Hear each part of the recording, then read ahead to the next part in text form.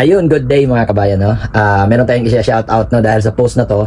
Yan, nakita niya po yung GCash number. Isa po siyang OFW before at ngayon, nakita yung post natin at nag-send siya sa akin ng 1K. 1K ang sinend niya. Ilapag ko po yung yung profile page niya. Ang pangalan ng profile page niya ay Y2L is Installment and Pop Repair Services.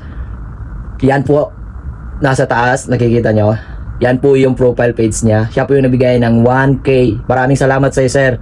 At saka kung gusto niyo pong mag-install and repair and pump, install niyo services, contact niyo lang po siya. Nasa Cebu po siya ngayon. Sa Cebu.